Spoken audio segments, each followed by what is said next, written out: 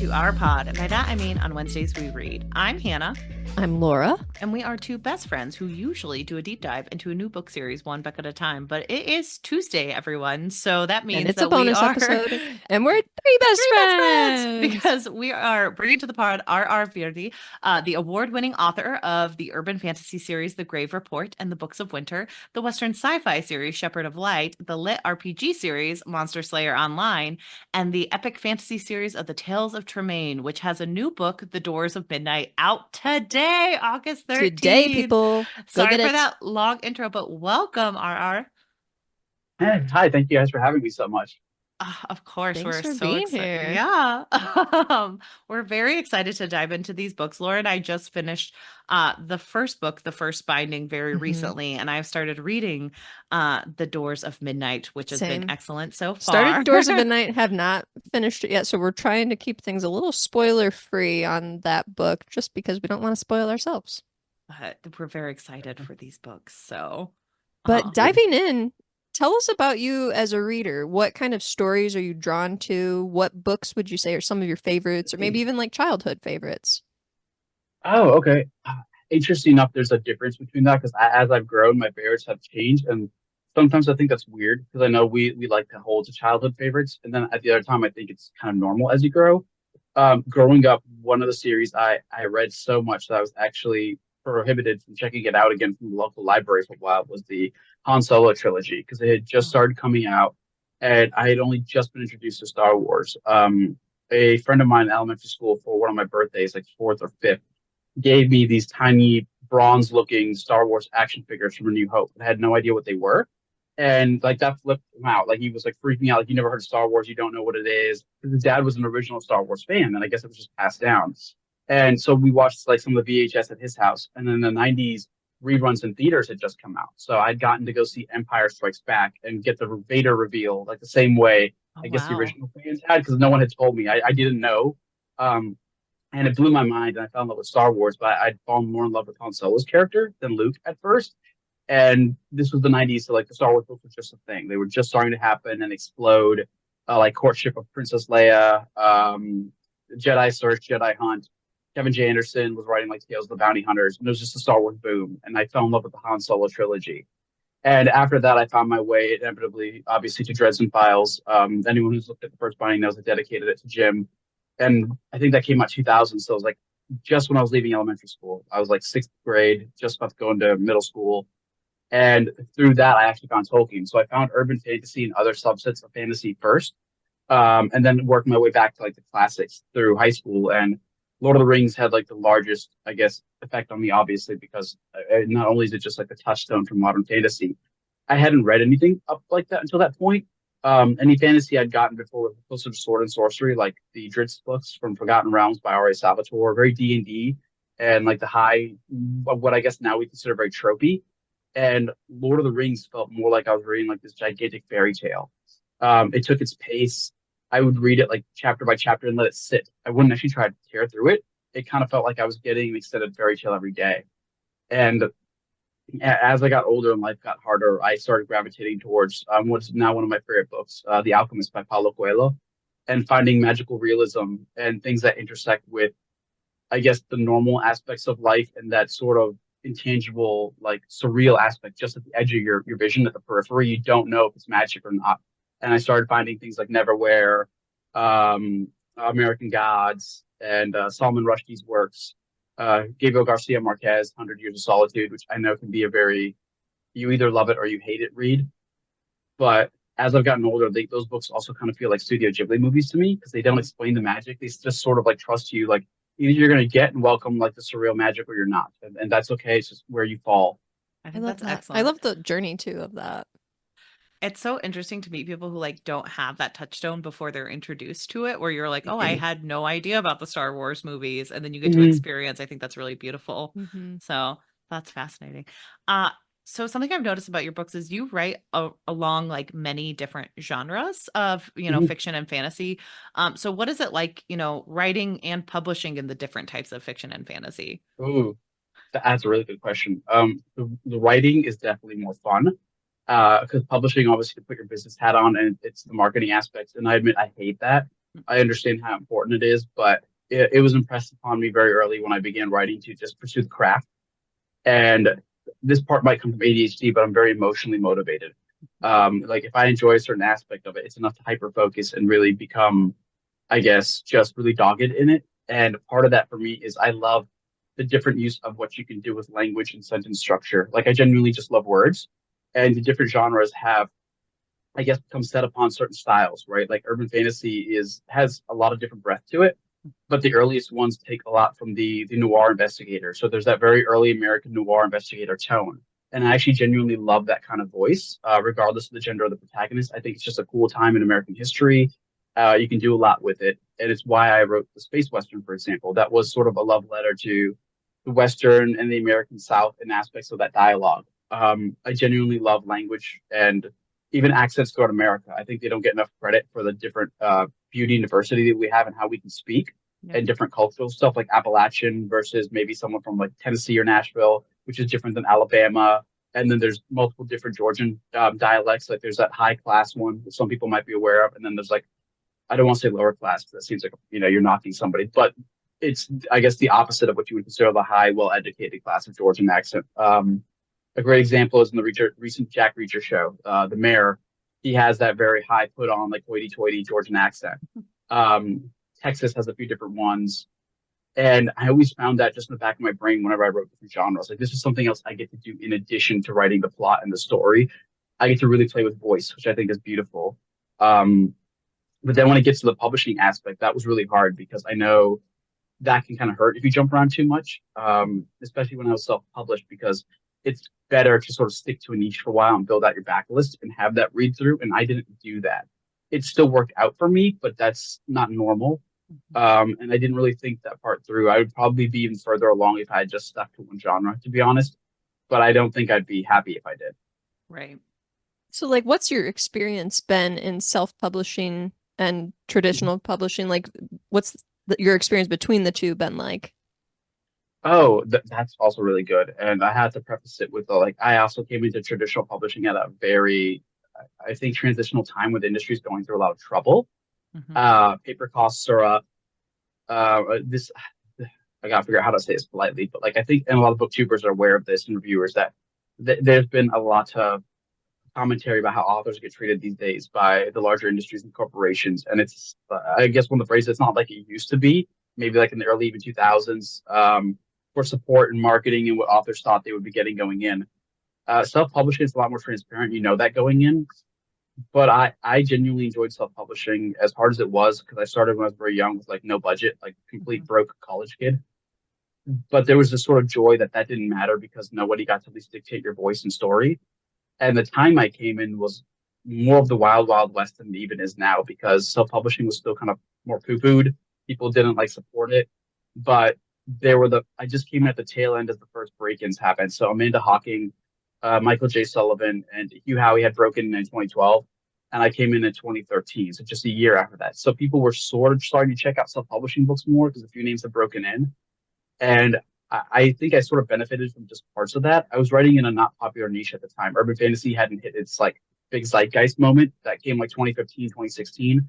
But people were checking me out, and it was really interesting. I actually made more than I spent to get the book produced, which justified producing book two. And I think for me that was really important because it gave that encouragement of oh, this is viable. I'm not losing money. Maybe I can keep doing this, and it helped motivate me to continue being able to go forward.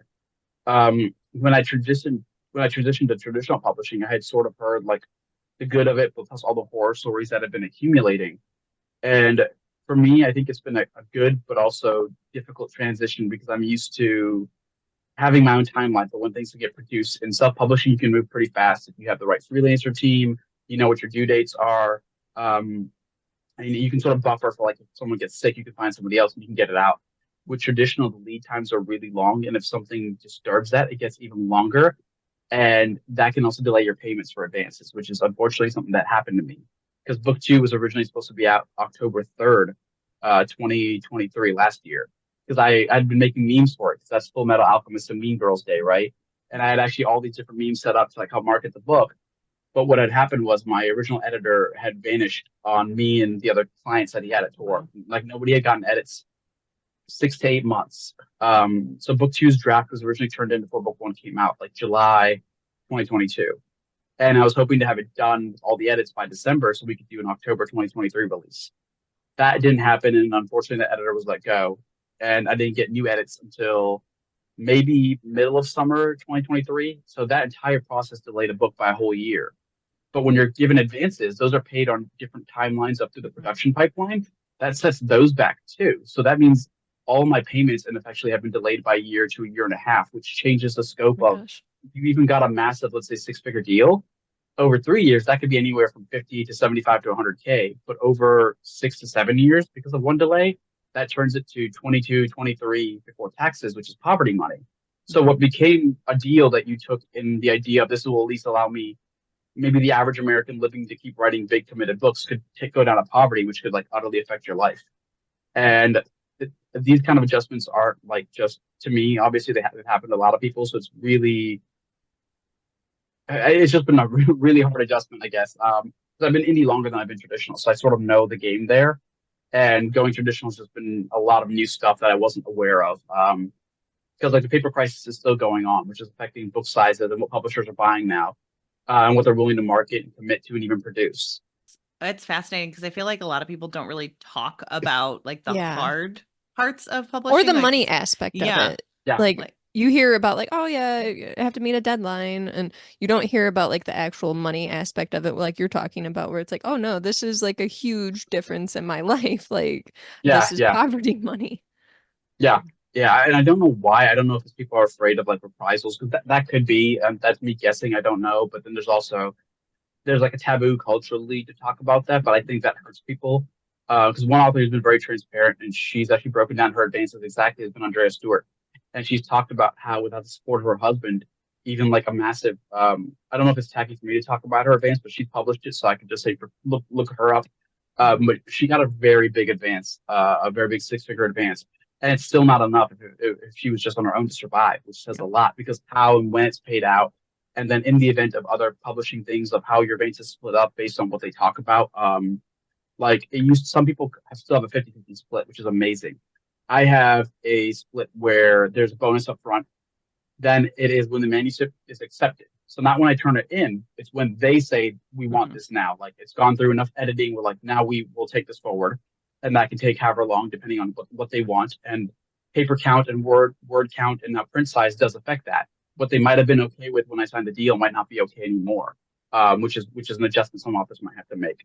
And then there's the hardcover comes out, and then this isn't as common, but it's becoming more common now that the paperback when that comes out, that's a new split that a lot of people have added. That didn't used to be a thing. So that same money is now being pieced out over longer, over more things, which makes it worth less in effect because it still gets taxed. There's still the agent cut on that split, and it's towards a new taxable year for some people. Yeah. That's fascinating to hear more about and like hear that breakdown. We've talked to other authors who've talked a little bit about like hardback versus paperback release and things like that. So that makes sense. But it's always good to hear, firsthand experience. Turning to your book. So I have a feeling that the first binding you almost had to be a plotter versus a pantser to keep everything straight. But what do you like? What does your typical preparation for your books look like? It's different based on the series. Interestingly enough, believe it or not, I'm predominantly a pantser though. But the first binding I came am about through shocked. my love. It came about through my love of like mythology. So my world building dictated so much of my plot points because I'm doing something as a love letter to comparative mythology as well as comparative fiction. And this is stuff I've tweeted about how there's so many famous beats and archetypes and tropes throughout history. And the most famous codification of this is like obviously the hero's journey. But what people don't know is like that's even cherry picked out of a lot of other similar plot points. So there's a lot there, other more similar ones that didn't get put into that theory. And I felt like it was a reduction. And there's a lot of other elements in traditional Western fantasy from the 90s to the early mid 2000s that have analogs or they were inspired by Asian fiction and mythology that never got the credit or that people didn't talk about. And this was kind of dialing it back and going, how can I show this through a South Asian lens? And when I started positing that, it's like, well, that's not right either, because even though I'm South Asian, I can talk about that. These aren't wholly only South Asian too. There are analogs that exist along the Silk Road because that was one of the most obvious places for stories to travel, along with trade and everything else. So it morphed into a Silk Road fiction. And the way for me to world build it was kind of like what Tolkien did, where he went back to source mythology for the Norse and the Finnish, like the Kalevala and the Poetic and the Prose Edda. So I sourced a lot of mythology, and I would like reinterpret them and create them through a secondary world lens and dial them up. And the way I did that was little note cards. Like these are for like book 3. A lot of the series just has like this founding myth I'm going to talk about and redo as a nesting story, and this sort of like idea I want to take out for the key beats, but I don't have like a regimented plot. But I do have enough of a structure that I like teaching that I actually learned from Jim Butcher, which is called a spook. And it's a situation, protagonist, objective, obstacle or opponent is the last O, and then climax. So the way he teaches it is when Frodo Baggins inherits the Ring of Power, he must set out, when he inherits it from his uncle Bilbo, he must set out on a quest to destroy it before the dark forces of Saruman and Sauron can use the ring and reclaim it to enshroud all of Middle Earth in a new age of darkness. That tells you what's going on. The situation is Frodo gets the ring, tells you who he is. You learn who Frodo is. What's his objective? He's got to go take it to Mount Doom and destroy it because Saruman and Sauron, his main opponents, are going to use it to put the world into darkness, which is kind of your climax or your cost, right? Like if everything goes bad.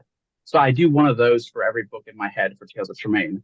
And that gives me enough room of like, I know how to get to the key points and I know all the mythology I want to use and the nesting beats throughout history that I want to talk about or do a meta commentary on. And it sort of writes itself.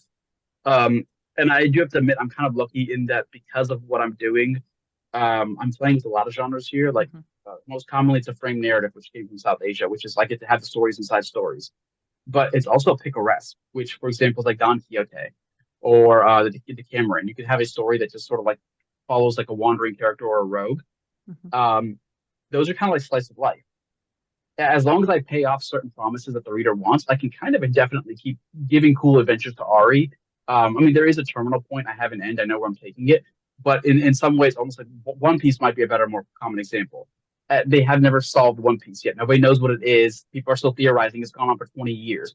But as long as the adventures keep going, they capitalize on emotional or certain goal arcs, the readers and fans will stick along with it. Right. Because you can have an indefinitely running series. And I'm using certain structures within the frame narrative like that sort of let me get away with pantsing it better. It would work either way, though. Like a plotter can absolutely do that. I just, for emotional reasons, feels better for me to pants because it keeps me excited, which keeps me consistent so I can keep working on it. Yeah. And it keeps fleshing out Arya, as you said, like, you know, you're building a bigger picture of the character using story. So that makes sense. Yeah. So I'm glad you mentioned this because this was actually my question, but the first bindings is related to myths and legends and histories. Can you tell us a little bit more about like some of the inspirations for the series and like any specific mythologies that myths that influenced your writing? Yeah, you want to avoid spoilers, but obviously there's a lot of fire mythology in there, and that comes from specifically the history of humans where most cultures have a fire theft myth. I know most people are familiar with Prometheus, but there's actually the Norse one where Loki's involved with the fire theft. A lot of trickster characters get involved with it, and the idea is always the ascent of humanity closer to the gods, because in most of them, gods hold the power of fire, so it's a very powerful magical tool. And this is sort of the idea of the humans coming up. And our legendary own mythological characters have usually been associated with fire, sometimes sun gods or solar deities. And the secondary one with that is also with storm gods. Lightning is also a tool of the gods. Our earliest gods are storm gods because they were also agricultural gods who brought the rains when we were nomadic people and just started getting into agriculture. We relied on them more than any other god. So there's going to be a lot of lightning motifs as well. For actual specific myths, in book 1, there's a chapter, I believe it's 10, called Brahm, where Ari is giving sort of a cosmogony like story of how the universe came to be, as well as it's taught, he says, by like the temples and churches. That is sort of an overlapping comparative myth that shows up in a few cultures. The Greeks have one, South Asians also have one, in the Norse, and they're very similar about how the universe started, sometimes with like the gaping silent and still dark abyss. There was nothingness. And the Vedic South Asian ones also begin very similarly. And then with the counter of the cosmic heat, there was this warm heat. And usually there's some sort of being that's born in some kind of like proto-egg, a magical fireball, a pearl, depending how poetic you want to get in different cultures. So I did that with South Asian leanings in that chapter, but it's actually very analogous to a lot of others. Like I said, the Norse have it, the Greek. Sometimes it gets into the idea of a sacrificial being. So there's like the first god, and there's something else that one of them sacrifices to create other things. In the nature of that story, I made it self-sacrificial, and that comments more on just Asiatic societal beliefs, because Asiatic culture is usually really huge on the personal sacrifice for the good of the others versus like maybe more Western cultures, which are focused on the individual. Like you get to sacrifice other things to build yourself up. Neither is right or wrong, but I felt that would resonate more with one side of the world than the other and introduce it to the West. And then another one, which is commenting on both myths, is there's a story about Radivan, son of himself. And there's a lot of different mythologies that go into that. At first, it looks like a very nod to the Christ's virginal birth story, which in effect it is. But what most people don't know, in the Vedic tradition and in Hinduism, there's an actual older story about a character named Karan, who is born to a princess named Kunti, and she gets a boon from the sun god. So similar in Tales of Tremaine, where it's a sun god who gives a boon to a woman, and that boon is a virginal birth. So in the original myth, Karan is born, but out of shame to Kunti, she feels like she had a pregnancy without a father. That's shameful. She actually puts him in a basket and sends him downriver, which is also the Moses story, a young prince sent off. There's analogs to that in that story, as well as the idea of sort of the avatar or the avatar, which is a South Asian concept of where a god might be reborn in another form of themselves, sometimes maybe mortal, half mortal, a god again to come back to the earth for some purpose. In South Asian mythology, one of the most common ones is Vishnu, who's the protector or preserver, and he usually iterates back into a mortal form to sort of do something good for the world, to help in some way. And Radhivan served that purpose, but then there was also like the Christ-like purpose. Because when I first pitched this series to both Golanx and Tor, they were told that this is what I was going to do. Like, I'm going to try to peel back layers of mythology as well as Western fiction to sort of show how much other cultures have sort of done the same things too, and people might not be aware. And I'll just do it through a lens that I can comment on as a South Asian. So I'll make it more South Asian dominant and then try to show it along the Silk Road, just to touch on other cultures that have had that impact. Because none of this is just obviously just a South Asian culture, like I said. I mean, that's a culture that's interacted with the Greeks, the Romans, over time, Spain, Italy, because the original Silk Road ended in Old Venetia, which is Venice. So many cultures have traded with it throughout time that these stories aren't isolated, the beats and tropes aren't. So a lot, that's just some of the myths. In book 2, there is a myth that, spoiler, not spoiler, because people will get it immediately when they read it. It is a comparative analog to both Hanuman and the Monkey King, because there are ideas and arguments from scholars that the Monkey King was inspired by Hanuman through the advent of Buddhism, which when it spread through the East, because one of the things Buddhism also did was bring a lot of people to India to study philosophy at a sort of ashram called Nalanda, which was the world's first and oldest residential university. So it was actually famous for students who come and live there, like an actual college today. And it attracted people as far as Japan, as well as the Greeks from the West, because this was a time where philosophy was big. Along these ancient trade routes, philosophers would travel the world, and Buddhism became the vehicle for that as people from China and Japan converted. So they would come there and bring some of their myths and stories and bring them back. And it's one reason why, and this is a weird example, but if anyone watches anime, they might see in a lot of anime, Indra, who's a South Asian storm god, gets brought up sometimes in Japanese culture. And that's because he actually migrated there through Buddhism. That's fascinating. I wanted to be sure to ask you about this because I've listened to you talk about this on your social media a little bit, and it's fascinating. I feel like we could do a whole podcast, like just you talking about mythologies. Yeah, in a fairer world, I would have studied that. But when I saw what college costs and what a mythology professor makes, it's like I'm bad at math, but that doesn't seem like it's so good math for me. It's not mathing, so you know at least that much. So well, the way that you kind of show all of that mythology and everything you just told us in the first binding is you make Ari a storyteller. So, Yes. as an author and as someone who's kind of fascinated with like mythology and all those things, what does like making your main character a storyteller mean for you and choosing to like center like an artist and storyteller in your series? Oh, that's really good. I felt it was the most natural thing to do for him, because if his nature and part of mine with the series was to sort of uncover and go through stories, what better both cover and lifestyle for a character to have to travel the world than being a storyteller? Because historically, they were the original rock stars. I mean, the original bards were rock stars. And they sort of, I don't want to say got unfettered access, but they got a lot of access to places around the world because of the dint of their trade. Places want storytellers when times are rough because it's entertainment. Sometimes you don't have to pay them much. They might just need a free board and room. But it also lets a storyteller get in on gossip, local myths and legends, take away art, similar to like most modern comedians now, where a lot of them, with the way they perform, is less jokes. Their jokes hide around anecdotes of their experiences they have on the time on the road. And storytellers were some of the original versions of that, and they were present during a lot of cool times throughout history and war, but they don't get the credit. Like most people don't know, most pirate ships had a storyteller on board. And the reason for that was they would help keep the crew's morale up because if it's hard times, you're not capturing other ships, your crew might be up to mutiny. But if there's someone to cheer up spirits, make them laugh, whatever, that settles tension down. And there's a great book on this called Ibn Fadlan by Ibn Battuta, who was the Marco Polo from the Middle East before Marco Polo existed.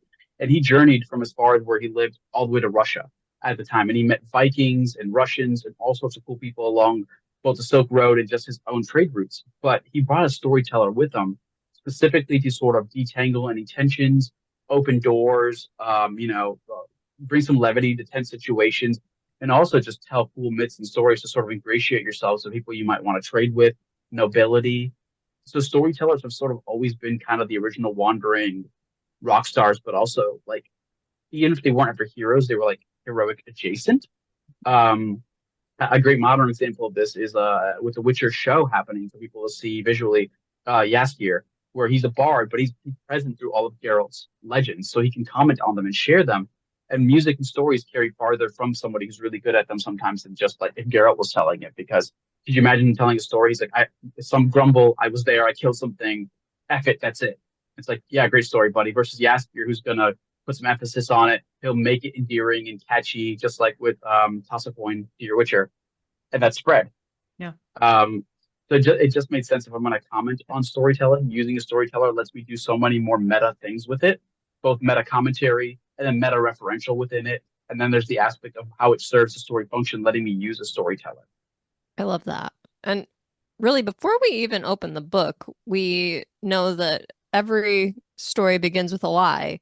So we can kind of tell that we're getting involved with an unreliable character. What was it like to craft a character who isn't necessarily dependable and whose own story has been manipulated by himself and others? It was actually kind of cathartic because I think everybody's gone through that, unfortunately. Like if anyone's been through high school, you've seen the game of telephone where you might be present to like a rumor getting started, and by the time it comes back to you through how many students, you're like, I was there, that's not how it happened. So how did it go through so many iterations which changed?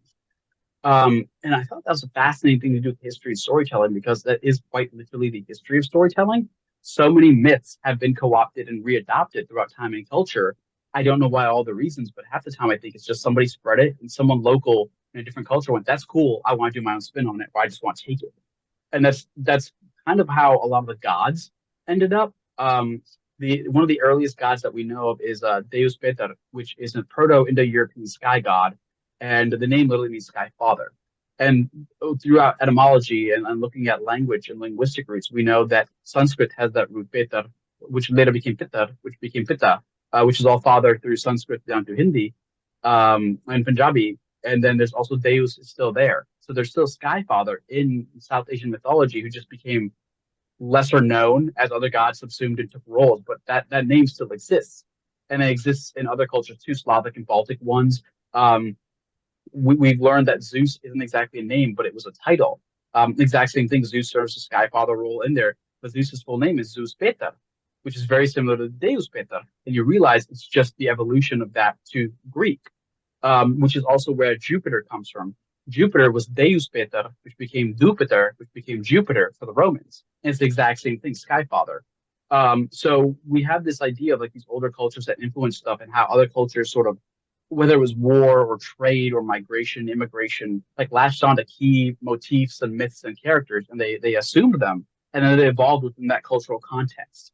And it kept evolving because later the next Sky Father in South Asian mythology, for example, is Indra. And Indra and Thor have very similar stories, like very, very similar, especially their climactic battle, what they're known for, where Thor kills Jormungandr, who is the world serpent and sort of proto-dragon of Norse mythology. And he kills them with his hammer Mjolnir, which has all the powers of the storm or lightning bolt. Indra kills Vitra, who is an Asura, which is like, they get relegated as demons, but they're really just celestial beings, most of who became bad, but they weren't really necessarily demonic. They were essentially like almost like a mirror of the gods, very similar abilities, just as powerful. And Vitra takes the form of a three-headed dragon. And this goes back to why storm fathers are really important, because Vithra steals all the water of the world. So your crops are going to die. If all the water in the world's hostage, what are you going to do? And Indra, being a sky father, also kills them with what's known as the Vajra, which is a lightning imbued proto club or warhammer. So he also has a magical hammer with all the powers of a lightning bolt inside. Like, that's very similar to Thor. And both of these myths also show up around the exact same time in the world. And we see similarities with the Greek epics, like the Iliad and parts of Mahabharata and Ramayana, or Raman in Hindi, where Odysseus and Karan, who I talked about earlier, their character arcs are very similar, nearly beat for beat. They're both almost demigods because of their mother and father relationships. Their mothers are also nobility. Both of them have a myth of impenetrability about them. And in the original Iliad, uh, Achilles was never dipped in the river Styx. That was added on later from a Roman story that was kind of like fan fiction or a love letter. But he did have magical armor made by Hephaestus to protect him at bequest of his mother Thetis, because she didn't want her son to die. And there's a nod to that in the Brad Pitt movie where I think some kid's like, I heard you can't be killed or something. He's like, I wouldn't be bothering with the armor then, would I? And Karan has the exact same thing. Being a child of the sun deity, he's given at birth a breastplate of like gold that as long as he wears it, he can't be killed. And both of them tragically are said to have died or do die. Achilles in the Iliad doesn't ever get to be shown to die. His death is foretold. In the original Greek artwork, he's shot through his torso between where his armor doesn't protect. And Karan is shot in the back after he donates his armor in charity. So they both lose, or they prove what's known as the myth of impenetrability, where other heroes do this later on. I don't want to ramble too much on it, but it's another comparative beat where the hero of like some epic, like in the German ones also, Sigurd, the Dragon Slayer, he gets impenetrability except for one spot where he bathes in dragon's blood and it doesn't coat his lower back. Later, he's stabbed through it. And that keeps perpetuating all the way up through fiction up until even the Death Star. You have some like massive monstrosity, whether good or bad. It's unfailable, no weakness, except for one. And that weakness gets exploited. And that's usually the myth of impenetrability. And that comes back to a lot of the comparative mythology stuff we're talking about. I love that. Yeah.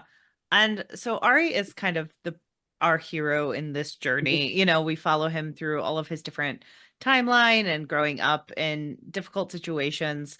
So can you kind of talk a little bit about Ari's journey for our listeners who've never read the book, and like what to expect in Ari in, you know, the first binding and even a little bit in the Doors of Midnight?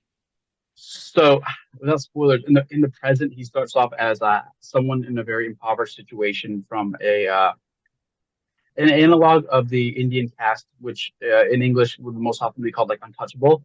He comes from a very poor background where societally he can't get other jobs. He's kind of shunned simply by his caste, and he's found in the group of a theater company, a very poor one, because again, they're not allowed to do a lot of trade. And this is sort of built off of the history where at one time theater and courtesans and performers that were once held in great respect. And for a while, it became closer to prostitution, unfortunately. It was very down looked upon in Indian culture, and your job was dictated by your caste. And Ari loses his theater life, unfortunately, and has to go into a different form of poverty where he's forced into survival mode with a group of other impoverished young youths. But before that, he gets a promise of magic. He realizes that magic is real in the world, and he wants to aspire to be something greater than that. And he's torn between his aspirations to want to be a performer, an actor essentially on stage telling stories, and being like a great wizard or magician the way their god and their world was seen. Because there's an arc where in the stories is mentioned that this god cast himself down and became mortal and sort of became a famous wanderer and a legend in his own right as a human. And Ari's always been enraptured by that, of like downfall of a god to human, but then the human who had the powers of a god. And for a very poor kid, that's actually a very common fantasy, right? It's one of the oldest tropes that why a lot of young people read fantasy is the power of wish fulfillment, and they gravitate towards those characters, especially like in 90s fantasy. Rand was that wish fulfillment for a lot of people, right? The Dragon Reborn. It's a very powerful character, quite literally reincarnated as an avatar of a previously more powerful character, which is a South Asian concept. And Ari sort of is trying to fulfill that through the mortal side, and not necessarily in the healthy way. He's a young kid who went through a lot of trauma, and he's very obviously in survival mode, which is evident in present day Ari, who has clinical depression, but therapy doesn't exist in this world. But you can see it in his mannerisms and his tone. And the present day Ari is looking for something that he tells in the very beginning. He says the most important thing in the world that he's looking for happens to be a story. And as it's peeled through, you realize he might be looking for an origin story where a lot of these other stories come from. That's a theme built upon through the book where other people posit it, both with his legend and then others, where there's a princely character near the end of the book who makes the same theory that all these legendary heroes and legendary tales sound the same. It's like they come from the same place. And he's sort of searching for that in the present day, getting caught up in a foreign country's political election, which gets very murder backstabby and has to play a game of sort of social politics and manipulating, which has existed in many cultures, especially among the gentry and the noble folk. Essentially what we see with politicians today. They're all just currying favor and doing back alley deals, but inside the confines of a palace, which is just as dangerous. But he falls in love with a singer who realizes that he might be that same character from all these different legends as they're one. And through their interactions, he's telling the story of his past, of how he grew up from that poverty and became this great legend or villain, depending on which stories you've heard. And he often feels like he's a villain himself. And then it gets into that nature you talked about, the unreliable narrator, of how those stories had different iterations that have gotten to the modern, like multiple different cultural ones of some say he's a villain, some say he's a hero, some say that he came from their culture, that he wasn't like essentially South Asian at all, which is mirroring what we talked about earlier of how this all happened with other cultures and other stories. I recently wrote an article that's going to be going up with, I think, SFF Addicts about 5 Tales of Lovers Lost and how most people know of Orpheus and Eurydice, and they don't know there's many iterations across different cultures of the exact same story. A lover loses their loved one, particularly to the underworld of the god of the dead, and they have to go back and get them. The only difference is in some iterations they actually succeed, whereas Orpheus and Eurydice and the tragic Greek nature is very tragic. There's 2 South Asian ones, for example, that are actually very successful. Both lovers, one's gender bent, get their lover back. One is Rurum Brahmavada, where a sage finds his lover bitten by a snake, much like Orpheus and Eurydice, and she dies, and he beseeches the lord of the underworld and convinces him to give his lover back. The other one is Savatthi and Satyavan, where she is a princess who falls in love with an exiled prince, and she wants to have his kids, proposes to have marriage, but he's prophesied to die. He does die, and she's like, the hell with that. She actually follows the lord of the dead to the underworld. He keeps saying, go back. She goes, hell no. And she eventually starts bargaining and convincing him to give him her husband back by essentially pressing him with her arguments so much that he grants her a boon. And she makes these like sort of smaller wishes that he can accede to. When it comes to the final wish, she's like, I want to have 100 kids with my lover. And he's like, okay. But he's like, but I can't bring him back to life. And she's like, but you just said, okay. How can I have 100 kids without my lover if you don't give him back? And he's like, damn. So he gives her back. And that's essentially the gender bent Orpheus and Eurydice, where like the woman saves the man she loves and it's a successful, happy ending. And then there's Izanami and Izanagi, which is in the Japanese tradition.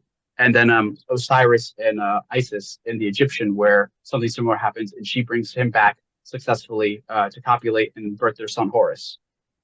And that's sort of what like this is all about, just detangling and commenting on that, and then using Ari as an example of a proto-hero going through that. As his own legends both mirror ones from our worlds and other fiction, it's also a commentary on how within the world itself that I'm showing, people are doing that to his legends. They're taking it and readopting it, and then you see many versions of his legend pop up over the world. And now they've all become removed from Ari because that's just human nature. Mm-hmm. So digging in a little bit to like the world building and especially like the building of the magic, can you tell our listeners a little more about like the binders and the elemental wielding itself within the first binding? Yeah. So the bindings, as I've introduced them, because I haven't explained it intentionally on throughout the series yet, like it's soft and hard magic. When I was first creating it, it happened in a conversation with Brandon Sanderson at a convention where I kind of admitted I kind of got burned out in hard magic because it doesn't feel magical anymore to me. It feels very much like a regimented science system, and this is something I've noticed with people who, if you look into like spectrums of like ADHD to autism on the different ends of it, people who are more logically minded actually love hard magic a little bit more. It's not a 1-to-1. Doesn't mean if you love it, you're on the autism spectrum, but there is like an extreme of that, and I'm on the other end with ADHD, which usually is emotional based. Very reward centric, dopamine centric fulfillment. And that's obviously an emotional answer. And I was like, I would like to find something that has the emotional appeal of soft magic, where magic feels wondrous and numinous and ethereal, but has enough of a codified system that you can sort of begin to understand it. And as I worked it out, based on the feelings of what I wanted, this was very much vibes first. It started getting concrete and okay, I can set a rule of what each binding can do in a pair with another. So that sort of becomes hard. You know, they can do certain things, but the scope of what they can do is powered by your faith or your belief. And that's very tenuous. Like faith is not regimented. It can be broken. It can be found in moments. You can lose it. It can be perverted or twisted. This shows up obviously in Dresden Files too, but also just the history of humanity. People's belief is a very fragile and also a very powerful thing at the same time. And I thought, how better like can you do than that? to build a magic system on if you want it to be magical, just to feel magical. If it's based on faith, this is a magic that can change. It can be stolen. A character can lose their belief in themselves and their ability to do it, which present day Ari clearly has. He's not the same Ari. He barely identifies with that. He identifies as a storyteller. So, and he's better at doing that now than maybe the Ari of legend. And as you see past Ari, he sort of fulfills these legendary events, but he's a very different Ari. Might be more mature, not grown, more prone to emotional, like not restraint, versus the present one who's very more sullen and feels defeated. And the magic's even display sort of analogs that, except for a few moments in the present where you see him being pushed and he's sort of reverting back to that Ari of legend. And the way they work is I've introduced that, at least as far as people in the present day world know, there are 10 bindings that everyone must know. And 2 of them are ones you should never use. And Ari hasn't shared what those are, even in the past, yet he hasn't figured them out in the past. And the present day has refused to talk about them. Each of those remaining 8 work in a pair conjunction, as far as the reader knows, that allow you to do different things. One has sort of been introduced to allow you to manipulate 2 points of vertical space, like A and B, top to bottom. Maybe you can make something fall. Maybe you can pull something from another point to a lower point of existence. One has been shown to affect, based on your inner belief, to the outer world within a certain sphere that you can reach or control. And in the case of the first binding, Ari attunes that with the elements, most particularly fire. Like we talked about earlier, it's a very important elemental thing, and to him, especially with the association of a fire-based soul of God, that he sort of like wants to emulate and subconsciously really adheres to. And then the other bindings sort of follow that. They have a one does one thing in concert with another one. And I haven't explained that, but they're going to be peeled away as the series goes along. And then off of that, there are the minor bindings, which do operate more like a hard magic. It's like a science where they're not as powerful. You might not be able to move mountains, but you can imbue certain physical things with properties that follow that. So, for example, there's a script in book 1 where somebody, essentially, it's like using science. They write a language understanding that we can't make magically things happen, but what we can magically do is affect the ambient air temperature by controlling circulation. We know air can move. We know how hot air rises and cold doesn't. By creating a script that allows you to minorly manipulate that, you might be able to cool a certain pocket of space. And depending on what that pocket's made out of, it might hold that coldness longer. And that exists to create essentially an ice box. So there's like a cart vendor who has essentially shaved ice, which is a rare commodity in the old world, because how do you keep ice cold? And it was actually something that was very traded. India, at one point with the Romans, traded ice from like the Himalayas and mountainous regions because people wanted ice. And I just had a magical way of doing that. And that's more, the minor bindings are closer to a hard magic logic system, but they don't have the power of the more numinous ethereal ones. So you would see them being used as tools.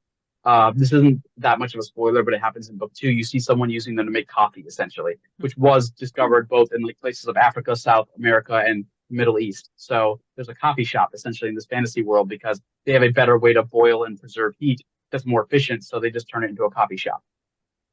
Love that. Fun.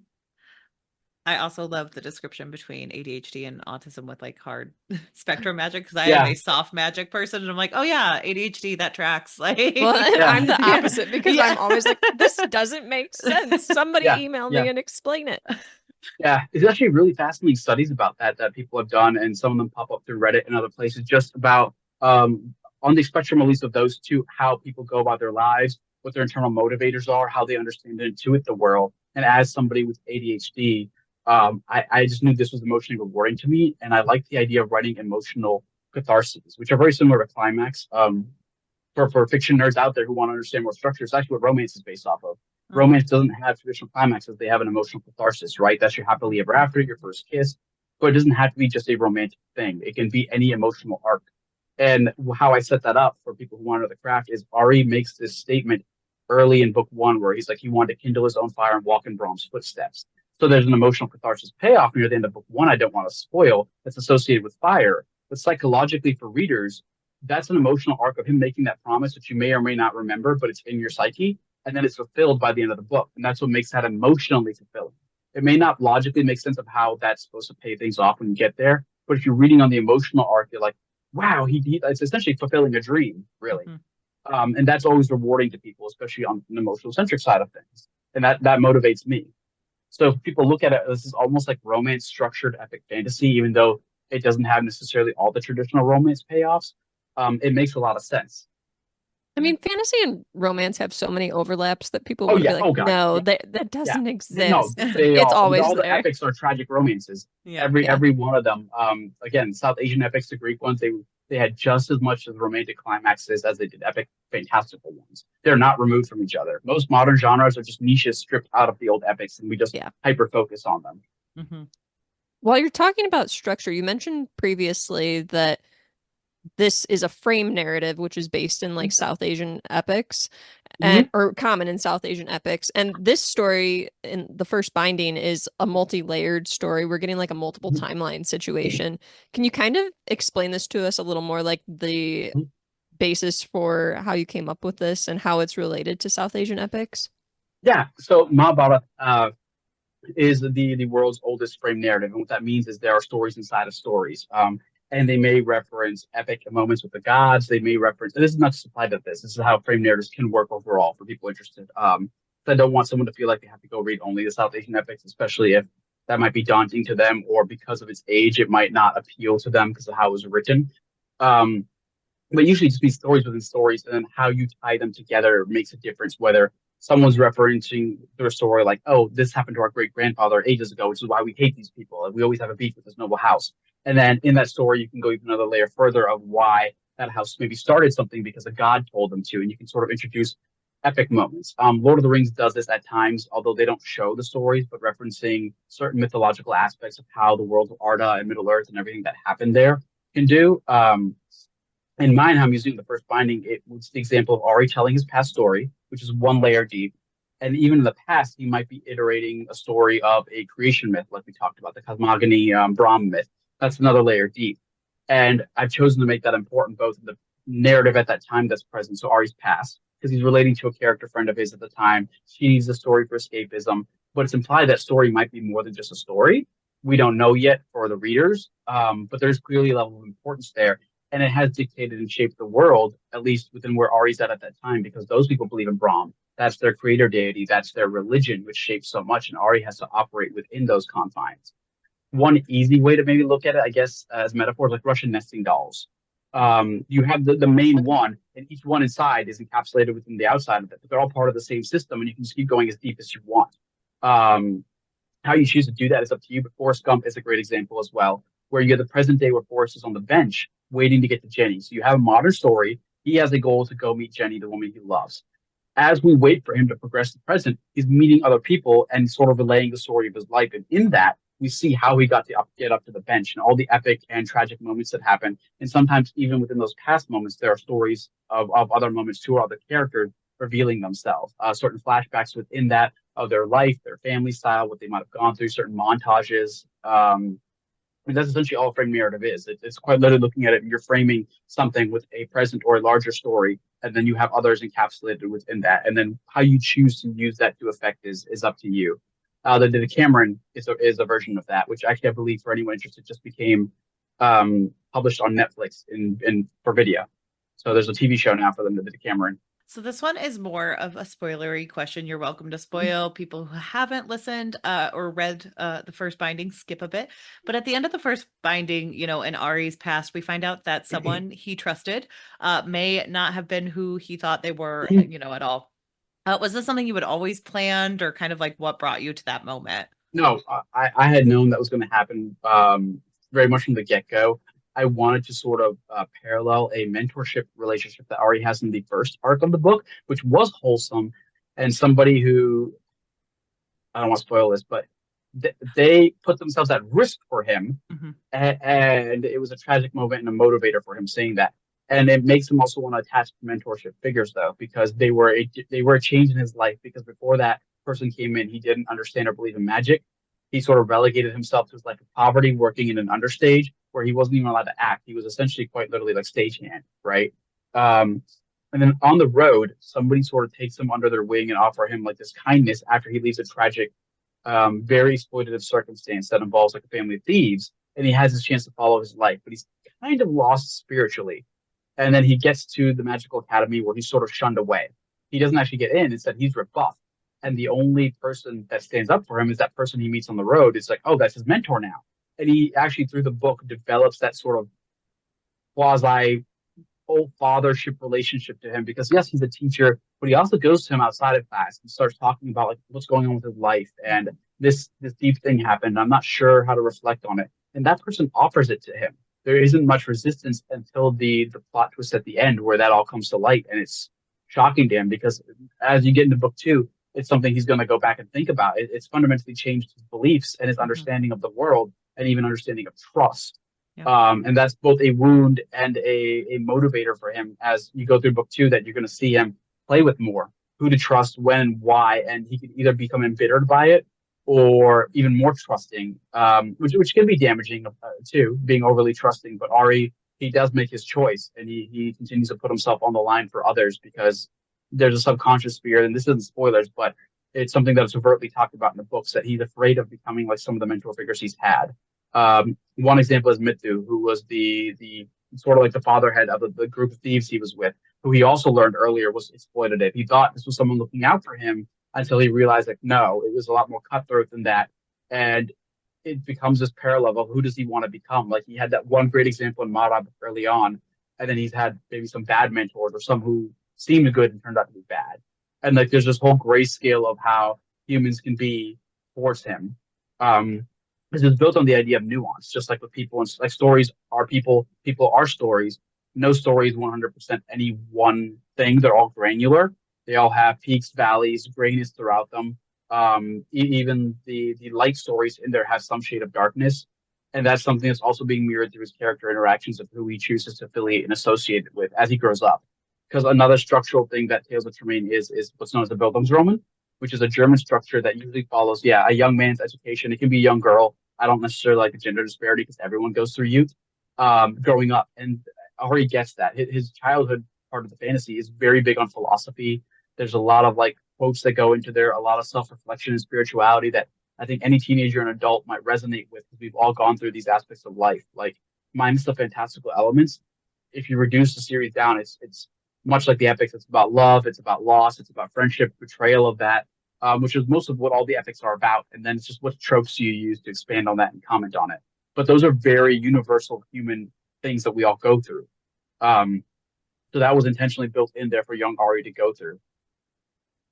So identity and sense of self really seem to be themes within this series. And we see Ari's journey. He's a flawed character. I mean, he gets very angry, and he gets like, he wants revenge on people and stuff too. And he can be pretty full of himself at times also, but he really just has this belief inside of him that of the importance of kindness. And that kind of stuck out to me, and it was something that I was kind of wondering why you felt it was necessary to have this need and pull to kindness shine through in Ari's character development. I think it's because this might get self-projectory, but like I grew up in a very traumatizing environment, and that's something I personally adhere to. But because I know I'm not the only one who ever has, and logically it made sense. Like, any character who goes through even what I had to, put it in a fantasy world and dial it up, there's two options. They can either find kindness a weakness, which is not what I wanted in Ari, or they can understand because it was denied to them. That's one of the one powers they have to give to other people, in sort of a belief of they refuse to become like the people who denied them that kindness or hurt them, which is an actual human motivator for a lot of people. I know people who refuse to drink alcohol because of family associations with it. If they were raised by like an abusive parent who drank, was an alcoholic, or they just knew alcoholics and saw the damage it did, they refuse to do that. And Ari is sort of a similar vein of where he's been judged for so many things. His caste, been berated from it for his poverty, all of which I've shown through different examples, and denied kindness or shown circumstantial kindness, where someone wanted something back, not unconditional. So to him, it's became, this is how I separate myself more from those people. And he has those inner dialogue moments, especially in book two later, where he'll reflect on some of these characters who've denied him that kindness. And it's like, how do I balance surviving and being a good person but not ending up like them? How close do I walk that line? So I think that's a very just natural human thing to do. Again, a lot of characters have had that, where they have that one good piece of them to balance out their flaws as normal humans. And then, unfortunately, like in a lot of tragics, the tragedy comes from that part finally failing or falling to something else. Like Anakin Skywalker, his anger and his hubris, but that came out of a place of love to want to protect the ones he wanted. But that love got perverted. It turned into fear of he didn't feel he was strong enough to. And one thing led to another, which inevitably led to his downfall. Very few people fall off a diving board. It's usually a descending staircase. It's one step after another until you don't realize you're so far down it. And present day Ari is clearly the opposite of Young, where he has a temper, but he's actually more visibly depressed. And he puts on a happy face for others, which also comes from a history of depression I've seen, not just in myself, but you can analog Robin Williams. A lot of performers have that. It's become to the point where it's almost a trope and gets talked about, like the depressed artist who makes other people laugh. But I think there's a history of that because knowing what it's like not to be able to have that laughter or joy, or even talk about from the chemical aspect of being able to feel happiness, you definitely become attuned to being able to make other people happy. And Ari's opening was very big on showing that with Tales of Tremaine, where he comes in, and there's a lot of other commentary I do there too, but he comes in as a performer to steal the attention because when he comes in, nobody's really happy or celebrating. There's three guys grumbling in the corner. It's very silent and sullen. He steals the attention and excites those patrons. They actually go running with the idea of now there's a storyteller here, and then he immediately deflates. After the performance is done, he's depressed, doesn't talk about himself. Instead, he asks the innkeeper story. He tries to humanize and rationalize and learn something about somebody else in a moment of kindness. And there's that discrepancy between Ari and the storyteller right there being discussed and shown. And then, unfortunately, or fortunately, I guess how you want to look at it, it's also a commentary on xenophobia because he's a stranger that comes in for a job audition. And this is something I've dealt with, and I know other people of color have, where depending on your name on your resume, if it's a little bit more ethnic and stuff, you might have to jump through more hoops to show you're just as qualified as someone who doesn't have that extra burden. And Ari is a foreigner in a country that's certainly going through right now a very xenophobic moment, which gets shown throughout the present day as well, that Eloise, the singer, goes through. There's sort of a religious fervor going through where there's a religious actually branch of the military or police force that is accosting people, particularly Ari and her, for their differences because a barkeeper called them on her. And a lot of the series does that both through mental health and then things other people have gone through. And I felt kindness would sort of be the one key route I can use to, from the craft aspect, yes, ingratiate people to Ari because nobody likes a completely unlikable character. Although maybe I can't say that because I've seen a lot of the whole Gen Z thing of like ex-villain is his like baddie era now or his villain era, and people will like completely, I don't know what the term is, but stand for it. I'm so old. But like some people do love a villain and a baddie now completely, but like that wasn't as much a thing when I was growing up. And I also just believe in that he can be flawed for very human reasons. Like anger is not a bad thing; it's what you do with it. It's very humanistic, but I think as long as it's buoyed by kindness, it works. And it's something I personally also believe in.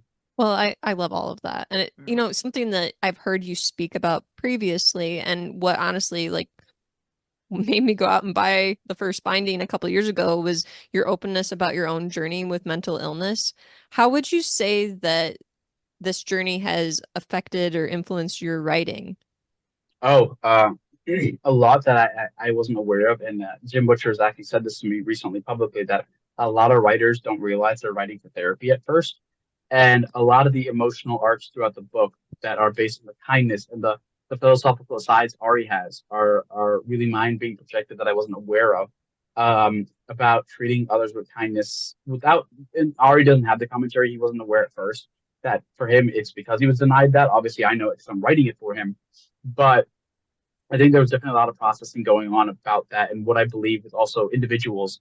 I genuinely do love people, despite going through a lot of horrible stuff, because I've also seen the best of what people can do as my dedication shows. And I wanted that to be intrinsically important to the story. I didn't want it to be just the idea of stories as they exist in myths and folklore, but the fact that stories are people and people are stories is where they literally came from. Not only literally are we storytellers, but every person's life, as quite literally emblematic in Ari's life, is a story. He is made up of tons of stories and legends and myths, but no any other one person is not as wonderful to me and has all these. It's more common for people with depression to downplay their achievements and lives, and I definitely have done that, and I still do. That's something I'm working on, but I genuinely think people are more amazing than they give themselves credit for, and I think everybody's lived a story that can teach someone something. Because we've seen this, I'm sure someone's always known someone older than them that they've gone to for life advice or wish they could, or learn something with just to cope with lost one, a loved one, a bad breakup the first time you have one. It might even be puppy love, but to you, it's the most painful thing in the world. And these are all, again, intrinsically human experiences, like part of this shared larger human story that we all have. And we just have our own different versions of how it plays out.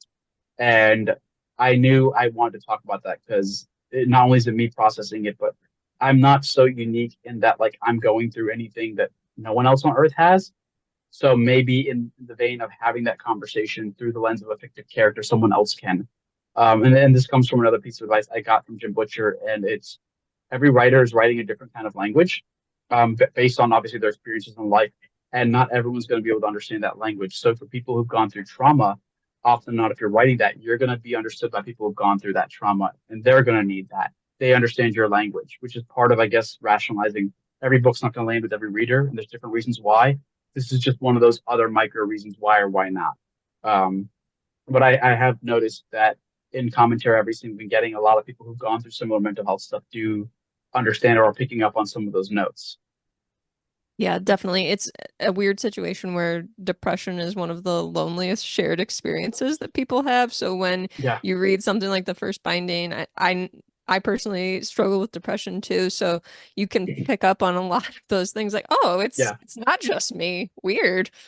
So yeah, and I really appreciate you being open about it and talking with us about it today.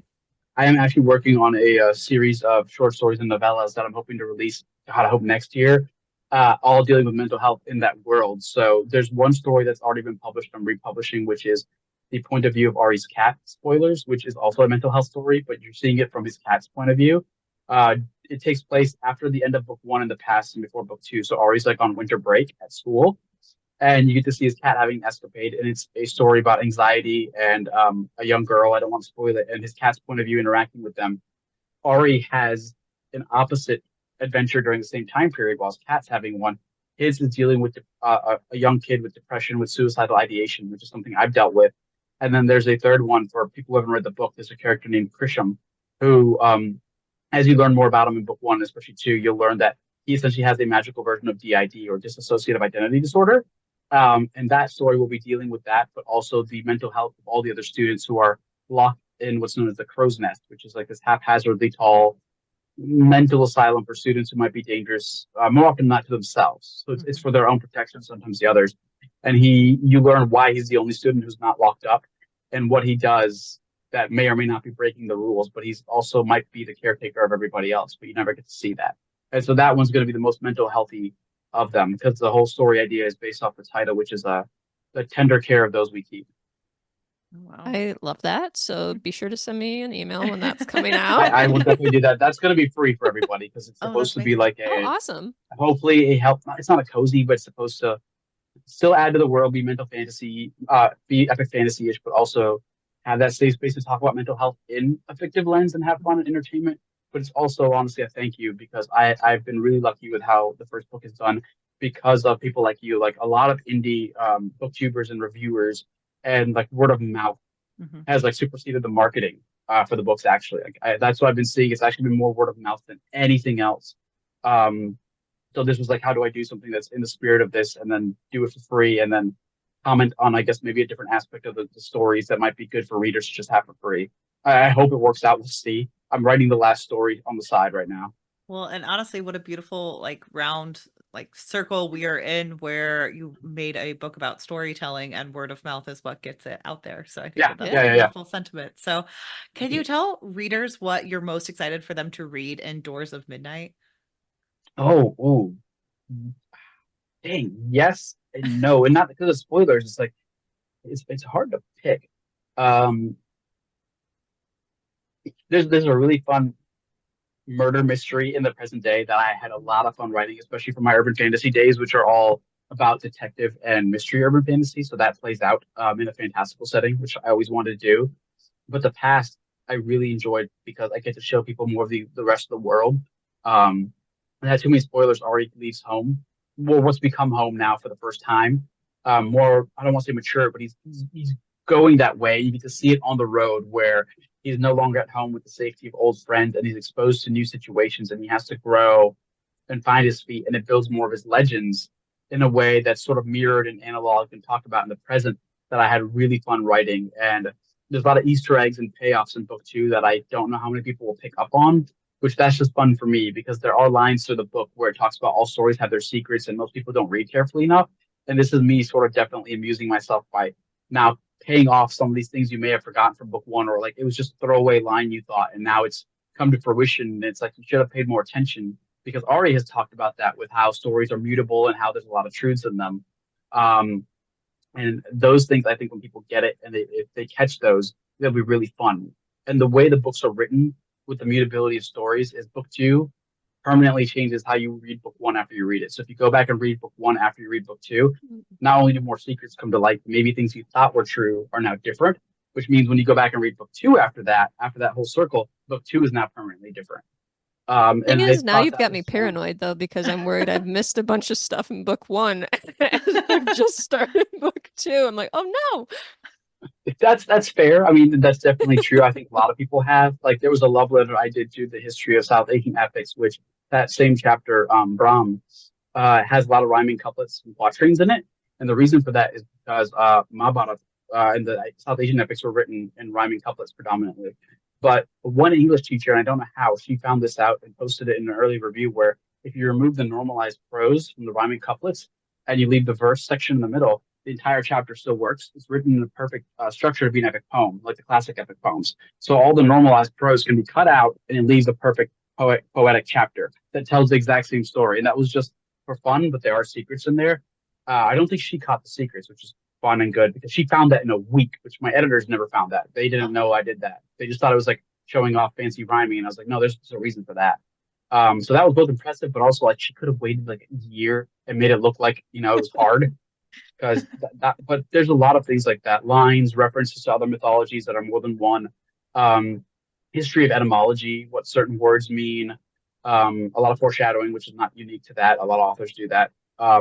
But it just fits with the story that I'm trying to tell, that if there are secrets in stories, I should be putting secrets in that will change how you interpret it the more you find out. That's awesome. Just briefly, can you tell us a little bit about the artwork of Oh the yeah. covers of your book? Yeah. So that It's started with gorgeous. oh, thank you. That started with an indie artist friend of mine, Felipe de Barros, who I've used for years. And this was originally going to be an indie project. And we were going to serialize it like on Patreon and with Audible or Tantor, maybe like the old radio plays, like you get a chapter a week, like an episode. And Ari would be narrating it. And that's very similar to the original cover we had. Ari just had a hood on and his cloak wasn't as tattered. But the idea was I wanted to sort of promised the idea of a travelogue and a picaresque. Like, it's going to be a great adventure story. So I wanted a non-typical action scene that looked very beautiful because the story is told also to sound lyrically beautiful because it's a storyteller and they really hinged on oral beauty for the oral performance. Like, it's supposed to also sound beautiful. You should enjoy listening to them just to listen to them. And it's written in that way. And I needed to convey that visually. So like, what if we painted like this beautiful scene of where he's at and it's supposed to evoke the beauty of what the story is about, not necessarily just promise the actions and legends, but you have a wandering storyteller. It's going to be about stories and beautiful. And then part of the color theme, which I think works with it, is the fact that there's this idea, which people can Google if they're interested, Hollywood color theory, blue and orange. And if you look at a lot of Hollywood posters, and you can just Google this yourselves, like while we're even talking, it's crazy. There's a pin-up list of just so many Hollywood movie posters to realize are blue and orange, like Transformers, Dark Knight Begins, and there's a reason why of the high contrast and what they believe in, that catches people's eyes and move it along. There's an actual science to this. And if you look at the first binding, the color patterns are just tonal shifts of that. It's not blue orange exactly, but the bottom is a darkened gradient of indigo, blue, and purple. And it contrasts as it goes higher to strawberry pinks, oranges, and yellows, which are the exact opposite of that color swap. So when you look at it, there's this visual contrast both at top and bottom. And Ari works as a central figure as that bright red to catch your eye between it. But it's supposed to keep your eyes moving along that, but also catch them from a distance, sort of using that same color theory, which I know is like took away a lot of the magic. It's super art anal, but like I actually like that stuff. And book two is an inversion of that. So the same color palettes are applied in different parts of it, with Ari as again a standout figure in between that breaks it up. I'm just looking this up on Google, and the first movie posters that come up are The Dark Knight, and right next to it, Brave, the Disney movie. And I'm like, and they both have the exact thing you're talking about. So there's it's crazy. There's a graphic design science to covers, and I hope more people learn about it because it can just make your covers cooler. It's very funny because Laura and I also went to the same like university and it was blue and orange. So. Yeah. But yeah, these covers are gorgeous. Thank you. So you told us a little bit about the project you have coming up, those short stories, but do you have anything else that readers should be looking out for from you? Oh yeah. Well, book three is probably going to be out 2026. because my deadline is early spring next year, and then it takes a year for traditional to turn around a book, especially one this big. Uh, I had a few releases this year. One was Read Lions, which was in Grimdark magazine. It's a Grimdark sort of on the road soldiers marching, sort of like terminally to their death story. That's an analog of South Asian soldiers, particularly Sikhs, that were cannon fodders in World War One and Two, and they didn't really get written about or talked about. And it's a fantasy Grimdark, so it's kind of like Black Company, but just in a novelette. And I was really proud of that because it's the first time that a story like that got the cover of a Western magazine that also features turban wearing Punjabi Sikhs, because that's my family background. So that was like, I got to make history with that, which was just cool, personal point of pride. Um, Also coming out, I don't know when, but soon, is a new short story from my urban fantasy, The Grave Report, which is going into Jim Butcher's newest urban fantasy anthology that comes out with Penguin, Paranormal Payback. I think the name's public now, so I hopefully didn't just do a big faux pas leaking that. And I hope that's out next year. It's due the end of this month, and I'm almost done. That's going to be really just fun for me because I missed writing urban fantasy, and I want to go back to that series. I just haven't had the time to write it because of Tremaine's commitment. And if everything goes well, I'm hoping to pitch and sell a modern, like, contemporary fantasy masquerade murder mystery story with epic balls, and it's almost like Clue meets Interview with the Vampire. And I don't know if it's going to sell, but I've been talking to editors about it, and people have been interested.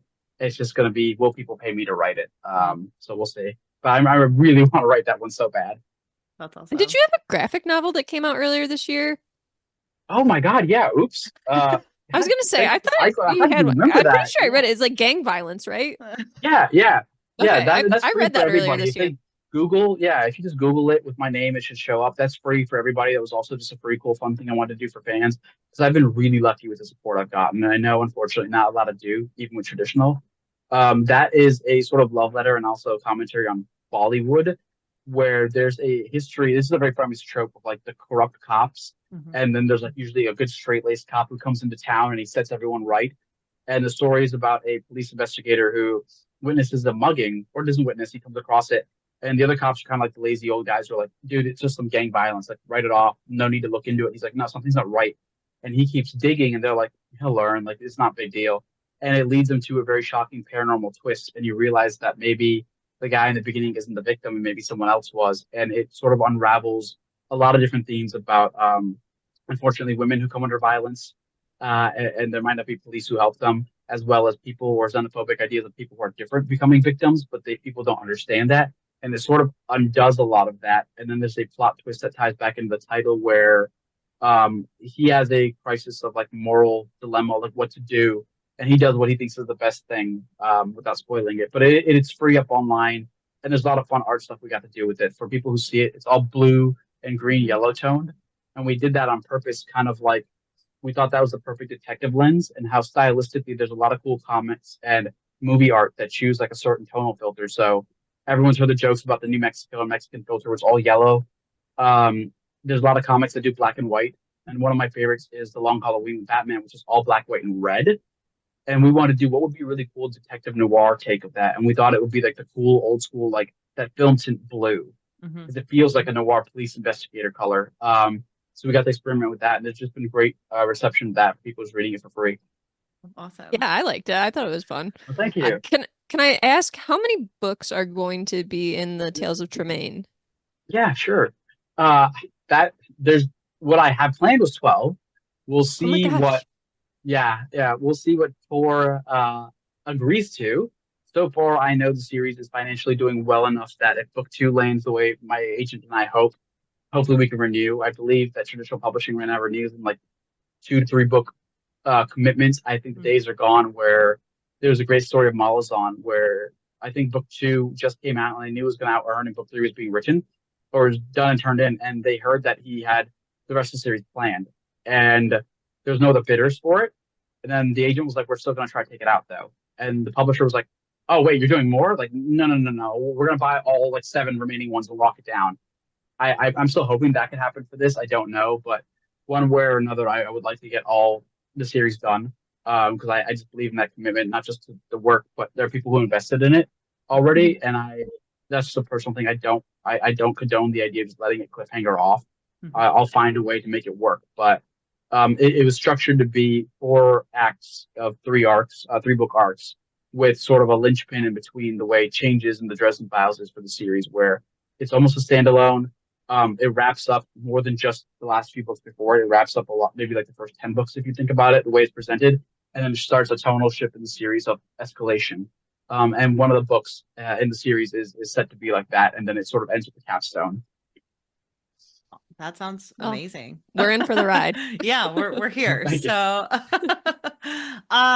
before, we ask you what you're reading, watching, and enjoying, as you know, we are currently covering Jim Butcher's series, who you are being part of his anthology coming out. So everyone keep an eye out for that. But do you have any tips for us as we dive into the series as first timers? Yeah. Depending on how the humor may or may not land with you, I don't know if you're already familiar with Buffy and Supernatural and stuff, but those were things coming out at the time. So definitely learning and watching them will help with the humor landing and sort of the structure of the books and some of the choices he's made, like why technology doesn't work, because Buffy had that same problem too, where if a cell phone existed in Buffy, most of their problems would have been able to be solved really easy. And later they had the whole idea of, they're hellholes, so you can't use magic. Magic interferes with technology, you can't use it. It helps understand like the plot structures of why certain things are the way they are. Early Laurel K. Hamilton, before the books became a lot more bound chicka wow wow, might help, because that was actually an inspiration to him. The Spencer Richard Parker books are things that he's actually read. I've also read them growing up. They're great detective mysteries, but similar humor, and you can sort of see the structure for the first person, like snarky protagonist. Mystery Theater 3000, if any of you are fans of, there's a lot of that colors his humor. Past that, I think reading a lot of old fairy tales and Shakespeare would help, just for appreciation of what he's done with the mythology. If you guys are mythology nuts or fairy tale nuts, you'll see where he's built a lot of his urban fantasy world from, and why it became so iconic and sort of inspired so many others to later come into the genre, because that was a series where traditional publishing really started investing in the genre. After that blew up, they started buying a lot more. And you start seeing the iterations of new urban fantasy like 2006, 7, and 8, and like more people were coming in, like Richard Kadrey, Kevin Hearn, and the genre was seeing this big boom. But he sort of started like the versions of him tackling fairy tales through the investigator lens with the wizard, that sort of popularized parts of the genre early on. And if you go back and look at what inspired him, I think it adds extra appreciation to it. Thank you. You can definitely feel the humor that comes through in his books, because I mention it all the time. Like, I love the titles of the books that Harry Dresden has, or like the pamphlets. Yeah. And I can almost like picture just like a panning over of a camera and just like zooming in on these titles before it cuts to the next scene. And it's just like, how to be a wizard without really trying, or whatever. Yeah. Oh, absolutely. Like there's also so much like schlocky in the Best Way Spider-Man humor, because he's obviously a Spider-Man fan. Like Harry Dresden and Peter Parker's lives are not dissimilar. There was like a Spider-Man reference, I think, in the second or third book. I can't remember. Yeah, there's a lot of them. And Jim made a point to write the Spider-Man book, for those who don't know. Like it gets like an oh god out of him if you find it, but he actually wrote, I might get in trouble for saying it, but he wrote a Spider-Man novel. So if anyone finds a copy, bring it to him to get signed, just to see his reaction. He's I will find that. Yeah. I think that was a personal happy goal for him. Like he's the biggest Spider-Man nerd out there. And there's a lot of Spider-Man's life and humor that clearly shows up in Harry Dresden's life. The guy never gets the girl. It never works out. His fridge has like one slice of cheese and just mustard in it, and you don't know how that's possible. He's always like broke after doing the right thing. Like there's a lot of Spider-Man in Dresden. That's awesome. Can you tell us what something you're reading, watching, and or enjoying right now? Yeah. So one of the books I'm reading right now is, I can't remember the exact title. It's kind of long, but I can walk you through it and people can find it. And I think it's Warriors, Intellectuals, Queens, I think, and it's 36 influential women before 1400. And it's a historical book about some of the most powerful women throughout history who maybe never got the credit, or people don't know about. People as far as like Mongol princesses and warriors, pirate queens, courtesans, court influencers, artists, sailors. It's utterly fascinating. I haven't gotten as far as I'd like through it yet, but that's just life. I am reading The Wager, which is a story about a lost a British ship, which is utterly fascinating to me, and I need to be studying some sailing and pirate lore right now. Also reading for fun fiction, I'm actually also on a Dresden reread. I have over on my bed a copy of Deadbeat, which I am 2/3 of the way through, which I think is the 7th Dresden Files book. It comes after Blood Rights. And And I'm also actually rereading Fire and Blood by George R. R. Martin, which for those who watch the TV only, sections of that are what inspired House of the Dragon. I'm actually watching White Collar with my girlfriend for the first time for her. She's never seen it. I'm a huge fan of White Collar, and I'm really glad it's coming back. And I want to introduce that to her. Nice. Love it. Yeah. Well, where can our listeners find you? I'm pretty active on my Facebook author page, which is just whatever the URL is, like Facebook/RR Virdi. Very active on Twitter at RR Virdi, where I write a lot of the mythology nerdy stuff that I just talked about here, because I think it's easier for me to compartmentalize it in little soundbite chunks where I do like primers and distillations. I'm never giving the whole thing. I'm hopefully giving just enough people get interested so they can go research on their own. Because I also have a problem with what's become with social media, where people take everything as 100 fact if it's on the internet or like on the social media post. So I'm hoping this just more prompts enough cool curiosity for people to go look at some of the sources like I talk about, and do their own research to get like a more expanded appreciation for mythology, because I think it's super relevant, especially in SFF, for people to understand the history of stories. And Instagram, I'm getting better about. I didn't realize how good and wholesome Instagram was. I thought for the longest time it was mostly just posting food pictures, which I do and I'm guilty of, but I didn't realize like how wonderful the book community is there and how engaged it is. So I'm getting better about that. I am unfortunately not on the TikTok. I maybe should be. A lot of my Gen Z author friends have told me that, but I feel like I'm already too old for it. Like I think this morning I had my first gray hair scare. I'm not sure if it's actually there or me making it up, but I'm like panicking now, and it's like I don't think I can get on TikTok. I think I'm legally not allowed to. I'm too old. All the kids are gonna think I'm cringe, and so right now it's Instagram and Twitter and Facebook. Okay, you're on all of those. So everyone go follow RR Virdi and pick up the first binding and The Doors of Midnight out today.